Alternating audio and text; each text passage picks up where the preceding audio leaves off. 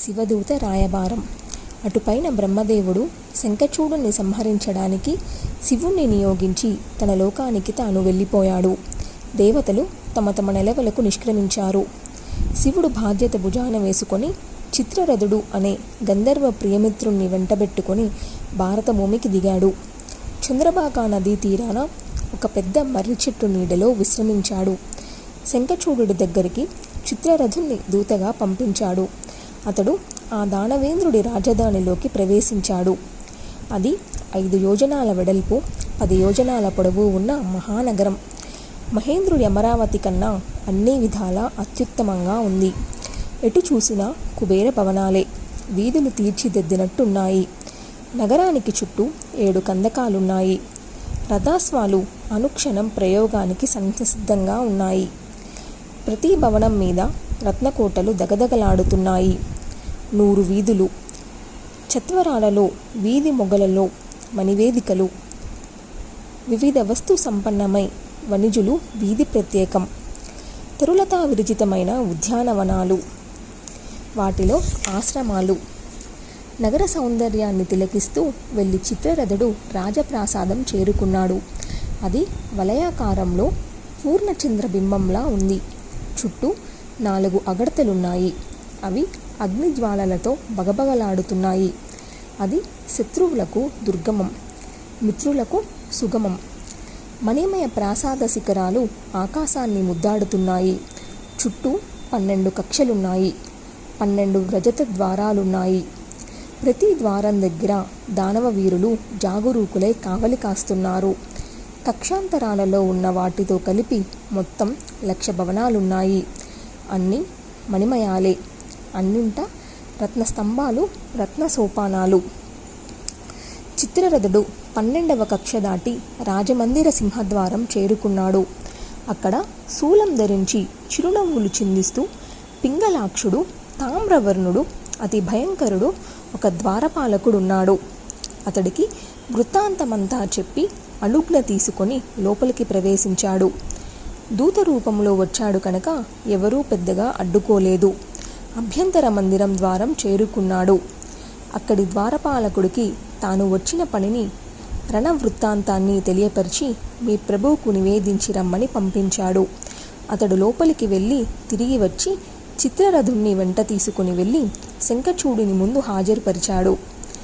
రాజమండల పరివృతుడై సమున్నత స్వర్ణ సింహాసనం మీద టీవీగా దర్పంగా విరజిల్లుతున్న శంఖచూడుడి మనోహర రూపాన్ని చూడటంతోనే చిత్రరథుడి కన్నులు జిగేలుమన్నాయి.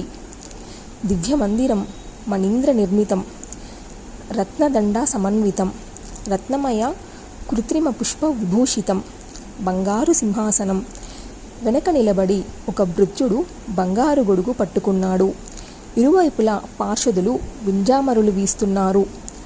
సముచిత వస్త్రాభరణాలతో, సుందర మాల్యానులేపనాలతో త్రికూటి దానవవీర సంవేష్టితుడై శంఖచూడుడు కన్నుల విందుగా కనిపించాడు. శతకోటి దానవ వీరులు ఆయుధపానులై కావలి తిరుగుతున్నారు. ఆశ్చర్యం నుంచి, ఆనందం నుంచి తేరుకుని చిత్రరథుడు మెల్లగా పెదవి విప్పాడు. దానవేంద్ర, నేను శివుడి భృత్యుడిని. నా పేరు పుష్పదంతుడంటారు. ప్రభు, శంకరుడు నీతో చెప్పమన్నది యథాతథంగా చెబుతాను. సౌమ్యంగా ఆలకించు. దేవతల రాజ్యాన్ని విడిచిపెట్టు. వారి అధికారాలను వారికి తిరిగి అప్పగించు. దేవతలంతా వెళ్ళి శ్రీహరిని శరణు వేడారు. శ్రీహరి స్వయంగా శూలాన్ని అందించి నన్ను పంపించాడు. నేను వచ్చి చంద్రభాగా నదీ తీరంలో వటవృక్షం క్రింద విడిది చేశాను. రాజ్యమైనా అప్పగించు, లేదా యుద్ధమైనా చెయ్యి. ఇది త్రిలోచనుడు నీకు వినిపించి రమ్మన్న సందేశం. నేను దూతగా నువ్వు ఏది చెప్పమంటే అది వెళ్ళి మహేశ్వరుడికి చెబుతాను. గంధర్వుడి మాటలు వింటూనే శంఖచూడుడు పెద్ద పెట్టున నవ్వాడు. రేపు ఉదయాన్నే నేను వస్తాను, నువ్వు వెళ్ళు అన్నాడు. గంధర్వుడు చిత్తం అని వెంటనే పరుగున వెళ్ళి వటమూలంలో కూర్చున్న శివుడికి ఆ 2 ముక్కలు చెప్పాడు. అంతలోకి సేనా పరివృతుడై కుమారస్వామి అక్కడికి వచ్చాడు. వీరభద్రుడు, నంది, మహాకాలుడు, సుభద్రకుడు, విశాలాక్షుడు, బాణుడు, పింగళాక్షుడు, వికంపనుడు, విరూపుడు, వికృతి, మణిభద్రుడు, భాష్కలుడు, కపిలుడు, దీర్ఘదంష్ట్రుడు, వికటుడు, తామ్రలోచనుడు, కాలకంఠుడు, బలిభద్రుడు, కాలజిహ్వుడు, కుటీచరుడు, బలోన్మత్తుడు, రణశ్యాగి, దుర్జయుడు, దుర్గముడు, అష్టభైరవులు, ఏకాదశ రుద్రులు, అష్టవమనువులు, దేవేంద్రుడు, ద్వాదశాదిత్యులు, చంద్రుడు, అగ్నిదేవుడు, విశ్వకర్మ, అశ్వినీ దేవతలు, కుబేరుడు, యముడు, జయంతుడు, నలకుబేరుడు, వాయువు, వరుణుడు, బుధుడు, మంగళుడు, ధర్ముడు, శని, ఈశానుడు, కామదేవుడు, ఉగ్రద్రంష్ట, ఉగ్రదండ, కోటర, కోటబి ఇత్యాదులందరూ వచ్చారు. అష్టభుజ విరాజమాన అయిన స్వయంగా భద్రకాళీదేవి కూడా అరివీర భయంకరంగా వచ్చింది. ఇంద్రనీలమణి నిర్మితమైన విమానం అధిరోహించి వచ్చింది. రక్తవస్త్రాలు, రక్తమాల్యానులేపనాలతో నృత్యం చేస్తూ, గానం చేస్తూ, వికటాటహాసాలు చేస్తూ వచ్చి నిలబడింది. యోజనం పొడవున్న అగ్నిజ్వాల లాంటి నాలుకను భీకరంగా కదలాడిస్తుంది. శంఖ, చక్ర, గద, ఖడ్గ, ధనుర్బాణాది భీషణాయుధాలను ధరించింది. వర్తులాకారము, యోజన విస్తీర్ణము అయిన కర్పరముంది. చేతిలో మిన్ను తాకుతున్న త్రిశూలం, యోజనాయతమైన శక్త్యాయుధం, ముద్గర ముసల వజ్రకేట ఫలకాలతో వచ్చేసింది. వైష్ణవ, వారుణ, వాహ్నేయ, నాగపాస, నారాయణ, గాంధర్వ, గారుడ, పర్జన్య, పాశుపత, జృంభణ, పార్వతి, మహేశ్వర, వాయవ్య, సమోహన బ్రహ్మద్రస్త్యాలు సన్నిధి చేసుకుంది. యోగిని, ఢాకిని, భూత, ప్రేత, పిశాచ, కూష్మాండ, బ్రహ్మరాక్షస, బేతాళ రాక్షస, యక్ష, కిన్నర సమూహాలతో వచ్చింది. ఇందరితో కలిసి కుమారస్వామి తన తండ్రికి బాసటగా నిలిచాడు. దూతగా వచ్చిన గంధర్వుణ్ణి సాగనంపి శంఖచూడుడు కొలువు చాలించి అంతఃపురంలోకి నిర్గమించాడు. అక్కడ తులసికి ఈ రణవార్తను చెప్పాడు. వింటూనే నోరు ఎండిపోయింది. పెదవులు తడి ఆరాయి. క్షణకాలం అవాకుగా నిలిచిపోయింది. ప్రాణబంధు, క్షణకాలం నా గుండెపై విశ్రమించు. ప్రాణాధిష్టాన దేవత, క్షణకాలం నా ప్రాణాలు కాపాడు. నా మాట మన్నించు. క్షణకాలం సాధారణంగా ఈ కన్నులతో నిన్ను ఇలా చూడని. గుండెలు దహించుకుపోతున్నాయి. ప్రాణాలు ఆందోళన పడుతున్నాయి. ఈరోజు తెల్లవారుజాములోనే నాకొక దుస్వప్నం కూడా వచ్చింది. తులసి మాటలు విని శంఖచూడుడు మందహాసం చేశాడు. మందిర సేవించి విందు ఆరగించాడు. మెల్లగా హితవచనాలు పలికాడు. ప్రాణప్రియ, ఈ జగత్తులో సమస్తము కాలాధీనమే. సుఖము, దుఃఖము, భోగాలు, ఆనందాలు, మంగళాలు, అమంగళాలు అన్నింటికీ కాలమే కర్త. వృక్షాలు చూడు, కాలవసాన కొమ్ములు తొడుగుతున్నాయి, పువ్వులు పూస్తున్నాయి, అవి కాయలవుతున్నాయి, పండ్లవుతున్నాయి, కాలవసాన రాలిపడుతున్నాయి. విశ్వాలు ఏర్పడేది, నశించేది కాలప్రభావంతోనే. సృష్టి స్థితిలయాలు కాలం వల్లనే జరుగుతున్నాయి. త్రిమూర్తులకు పైని మరొక పరమాత్మ ఉన్నాడు. అతడు కాలనర్తకుడు. అతడు వీరిని ఆడిస్తుంటాడు. తన ఇచ్ఛా ప్రకారం తనకు అభిన్నంగా ఈ ప్రకృతిని కల్పించి విశ్వాలను, చరాచర జీవులన్నీ సృష్టించి కాలవశంగా క్రీడిస్తుంటాడు, వినోదిస్తుంటాడు. అతడు సర్వాత్మ, సర్వరూపధారి, పరమేశ్వరుడు.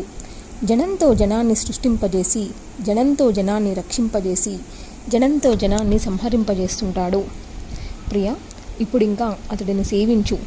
ఈ సృష్టిలో గాలి వీచిన, సూర్యుడు ప్రకాశించిన, ఇంద్రుడు వర్షించిన, మృత్యువు కబలించిన, అగ్ని దహించిన, చంద్రుడు ఒలిగొందిన అంతా అతడి ఆజ్ఞ ప్రకారమే.